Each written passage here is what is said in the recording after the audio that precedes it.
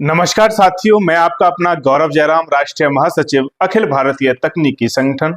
यानी एआईटीओ। एआईटीओ मतलब all India technician organisation. साथियों, इस वीडियो के माध्यम से मैं दो तीन बहुत ही महत्वपूर्ण बातें आप लोगों के बीच में साझा कर रहा हूं, जो आईटीआई और सीआईटीएस से संबंधित हैं, रेलवे ग्रुप डी से संबंधित हैं। साथियों, मैं अपनी बात प्रारंभ करने से पहले आपसे एक निवेदन करता हूं कि मेरे द्वारा बनाई गई जो वीडियो है वो आईटीआई के बच्चों से संबंधित हैं, टेक्निकल जो लोग हैं उनसे संबंधित होती हैं और उनकी जो कानूनी तरीके से जो लोग हम लोग उनकी मदद कर सकते हैं उनसे संबंधित होती है। इसलिए मेरा आपसे निवेदन ये है कि आप इस चैनल को, आपको अच्छी अगर वीडियो ये लगती हैं तो आप इस चैनल को भी सब्सक्राइब कर लें और चैनल को सब्सक्राइब करने के साथ साथ इसको ज्यादातर लोगों तक शेयर करने का भी काम करें। अपने इसमें वीडियो के कमेंट में मैं आपसे खासकर इस वीडियो के माध्यम से निवेदन कर रहा हूं कि इस वीडियो के कमेंट बॉक्स में आप अपना नाम, अपना पता, अपना मोबाइल नंबर, आप किस राज्य से आते हैं, आपकी क्वालिफिकेशन क्या है, इससे संबंधित आप कमेंट करके आप मुझे जरूर बताने का काम करें कि जिससे कि हम लोग क्या बेहतर हो सकता है, उस राज्य में क्या क्या प्रॉब्लम चल रही है उनको लेकर के हम लोग कैसे आगे बढ़ेंगे, ये सारी चीजों की जानकारी हम समय समय पर आप तक पहुंचाते रहेंगे। इसलिए निवेदन करता हूं कि चैनल को सब्सक्राइब जरूर कर लें। साथियों, जैसा कि रेलवे ग्रुप डी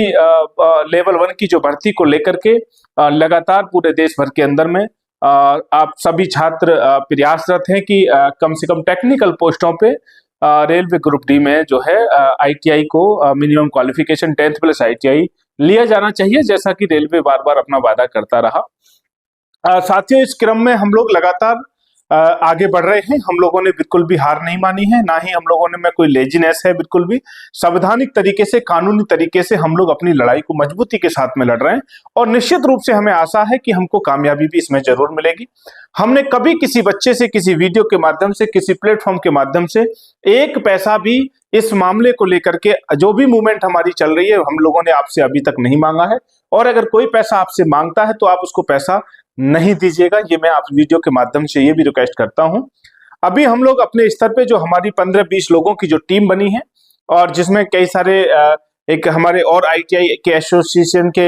हमारे जो है लोग हैं वो भी हमारे साथ में जुड़े हैं। मैं उनका धन्यवाद करता हूं इस वीडियो के माध्यम से। बहुत सारे हमारे टीचर्स हैं, बहुत सारे हमारे समाज सेवी हैं, जुगल सर जैसे लोग, अभिषेक सर जो कि हमारे इस एआईटीओ के राष्ट्रीय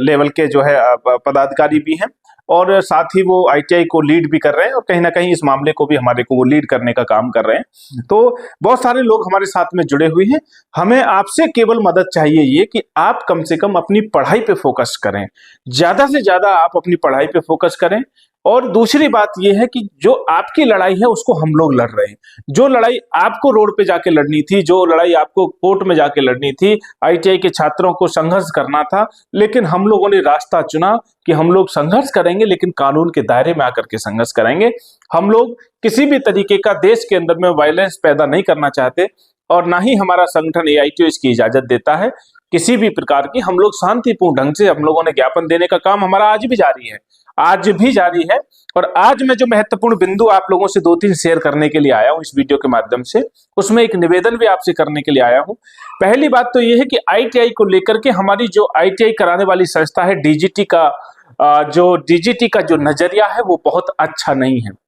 रेलवे ग्रुप डी के अंदर में जिस तरीके से चीजें चल रही हैं पूरे देश के अंदर में, वहां कहीं ना कहीं डीजीटी को अपना एक स्टैंड लेना चाहिए और मैं समझता हूं कि डीजीटी को बच्चों के साथ में खड़ा होना चाहिए, अपने आईटीआई के छात्रों के साथ में उनको डीजीटी को स्टैंड करना चाहिए और रेलवे से उनको बात करनी चाहिए थी, जो अभी तक उन्होंने सकारात्मक रूप से नहीं की है। मैं आपको जानकारी देना चाहता हूं, सूत्रों के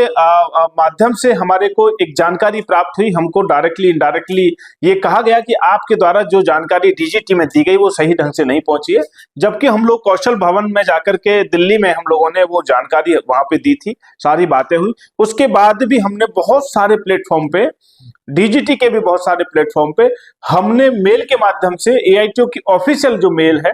उसके माध्यम से हम लोगों ने सारी डिमांड बच्चों की वो भी भेजने का हम लोग काम कर रहे हैं। लगातार हम लोग काम कर रहे हैं और आज इस वीडियो के माध्यम से भी मैं 2-3 पॉइंट जो आपसे डिस्कस कर रहा हूं वो इसलिए महत्वपूर्ण हो जाते हैं। साथियों, पहला पॉइंट तो ये है कि हम लोगों को डीजीटी से वार्तालाप को तेजी से बढ़ाना चाहिए और इसको लेकर के एक हमारा एक मीटिंग जो है हमारी कोर कमेटी की जो हुई है, और उसमें हम लोगों ने तय किया है कि हम जल्दी ही, बहुत जल्द आपको अपडेट देंगे कि हमको डीजीटी को लेकर के कुछ ऐसा कदम उठाना चाहिए कि जिससे डीजीटी अपनी नींद से जाग करके आईटीआई के बच्चों के साथ में स्टैंड करे, क्योंकि वो हमारे परिवार का जो है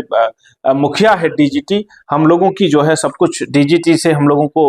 लोगों ने आईटीआई किया है, वो हमको फैसिलिटीज उपलब्ध कराते हैं, इसलिए हम लोग आईटीआई कर रहे हैं। तो पहली बात तो ये कि हम लोग बहुत जल्दी आपको अवगत करा देंगे कि हम लोगों का क्या स्टैंड है डीजीटी को लेकर के। बहुत बड़ा स्टैंड हम लोग लेने के लिए जा रहे हैं, और ऐसा स्टैंड कि डीजीटी सो नहीं पाएगा, डीजीटी के अधिकारी सो नहीं पाएंगे, डीजीटी को नींद नहीं आएगी, उसकी नींद भंग करने का काम हम लोगों को करना पड़ेगा। आप आईटीआई के बच्चों को मिलकर के करना पड़ेगा, क्योंकि कहीं ना कहीं हमारे साथ में अगर ठगी हो रही है, जो हमारे साथ में ठगी हो रही है, उस ठगी का कहीं ना कहीं, उस ठगी में कहीं ना कहीं डीजीटी शामिल महसूस होती है, शामिल नजर आती है। नहीं तो उनको ऐसे कानून बनाने चाहिए कि जिससे कि उनके बच्चों के साथ में भेदभाव ना हो देश के अंदर में। आईटीआई करे हुए करोड़ों लोग, करोड़ों कौशल वाले ऐसे स्टूडेंट हमारे हमारे बीच में देश के अंदर में घूम रहे हैं, बेरोजगारी की कगार पे बैठे हुए घूम रहे हैं, उनकी बिल्कुल भी फिक्र नहीं है डीजीटी को। ये बहुत ही चिंता का विषय है, और इस वीडियो के माध्यम से मैं संदेश देना चाहता हूं डीजीटी को कि आप लोगों को तुरंत एक्शन ले लेना चाहिए। आपको अपने बच्चों के साथ में खड़ा होना चाहिए,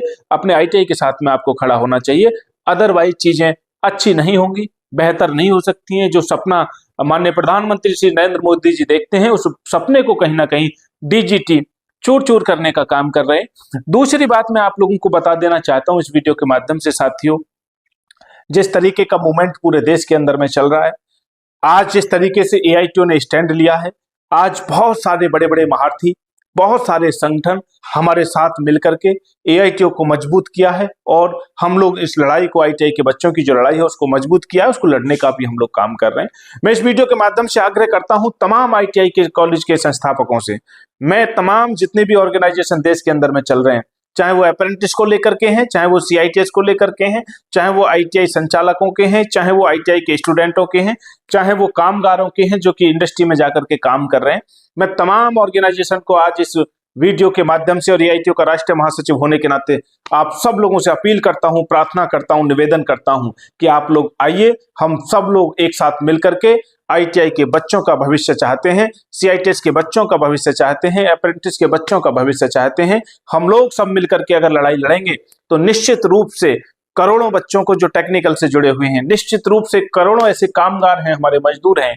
जो टेक्निकल फील्ड से जुड़े हुए हैं, हम उनको बेहतर सुविधा दिला पाएंगे, बेहतर उनकी समस्याओं को समझ पाएंगे, उनकी समस्याओं के समाधान करा पाएंगे। इसलिए मैं आज पूरे देश भर की तमाम संस्थाओं से मैंने अभी जो बोला कि सब लोगों को हम लोग ऑफर कर रहे हैं कि आप लोग आइए, हम आपका बड़ा भाई नहीं, आपका छोटा भाई बन करके एआईटीओ आप लोगों के साथ में काम करने के लिए तैयार है। एआईटीओ का एक अपना स्टैंड है कि वो निस्वार्थ भाव से, बिना किसी पैसे के, बिना किसी से कुछ भी चंदा लिए हुए, किसी भी तरीके का कोई भी पैसा हम लोगों ने आज तक अभी तक नहीं लिया है, और हम लोग निस्वार्थ भाव से जिस तरीके से देश के अंदर में सेवा का काम कर रहे हैं, जिस तरीके से आप लोगों को समय समय पे हम लोग अभिषेक सर के माध्यम से, चूंकि हमारे इस संगठन के वो भी एक मुख्य अंग हैं, और उनके माध्यम से तमाम इंफॉर्मेशन आप तक पहुंचाने का हम लोग काम करते हैं। एआईटीओ का राष्ट्रीय महासचिव होने के नाते मैं भी आपको समय समय पे गवर्नमेंट जॉब से लेकर के प्राइवेट जॉब तक, और जो भी प्रॉब्लम्स देश के अंदर में आती हैं उनको लेकर के मैं अवगत कराता हूं। आप हमारे पेज पर जाकर के, ऑल इंडिया टेक्नीशियन ऑर्गेनाइजेशन का पेज है,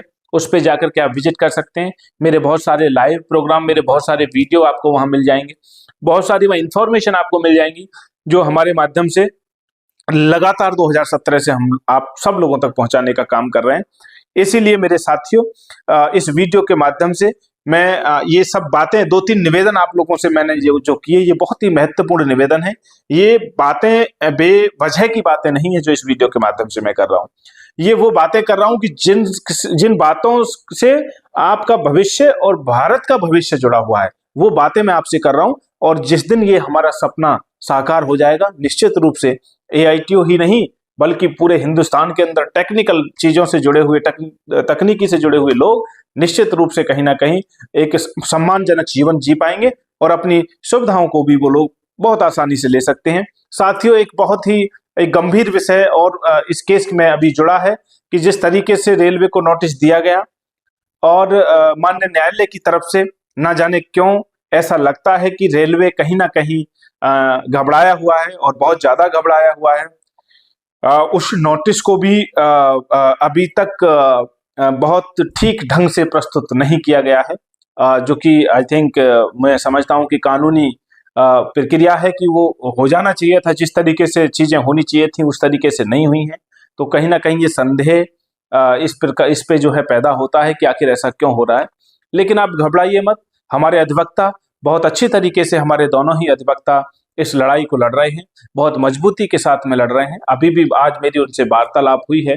अभी तक का जो स्थिति है वो बहुत सामान्य है और बहुत ही विधिवत तरीके से वो चीजें चल रही हैं। किसी भी प्रकार की कोई घबराने की बात नहीं है। हम लोग इंतजार कर रहे हैं 14 तारीख का, जब हमारा फाइनल जजमेंट आना है, कैट कोर्ट के माध्यम से फाइनल जजमेंट आना है, हम लोग उसका इंतजार कर रहे हैं। उससे पहले हम लोग आपको और भी जानकारी इससे संबंधित समय समय पे उपलब्ध कराते रहेंगे। साथियों, मैं आप लोगों का ज्यादा समय नहीं लेना चाहता हूं, क्योंकि आपका बहुत ही कीमती समय है। मैं चाहता हूं कि आप लोग अपनी पढ़ाई पे पूरा फोकस करें। जिस भी लेवल की आप पढ़ाई कर रहे हैं उसको अच्छे से आप लोग पढ़ें, और पढ़ने के साथ साथ केवल थोड़ा सा सहयोग आप संगठन को आप करें, हम लोगों को आप सपोर्ट करें। मैं बार बार कहता हूं सारी वीडियो में कि जो भी लोग आपके साथ में आज खड़े, आपको जरूरत है कि आपके कमेंट, आपके लाइक, आपके सब्सक्राइब, आपके शेयर जब वहां तक पहुंचते हैं तो वो ही हमारी ऊर्जा को बढ़ाने का काम करते हैं। इसके सिवाय हमें आपसे और कुछ भी नहीं चाहिए। ये हमारे सभी लोगों का ये निवेदन है, आप सभी लोगों की तरफ से, पूरी टीम की तरफ से मैं आप लोगों से ये निवेदन कर रहा हूं कि आप जुड़े रहिएगा, मजबूती के साथ जुड़े रहिएगा। निश्चित रूप से आप अपनी तैयारी पे फोकस कीजिएगा। आपको कानूनी रूप से कहीं ना कहीं कामयाबी निश्चित रूप से मिलने वाली है, बहुत जल्द मिलने वाली है। आप बने रहें। बहुत बहुत धन्यवाद। नमस्कार। जय हिंद, जय भारत।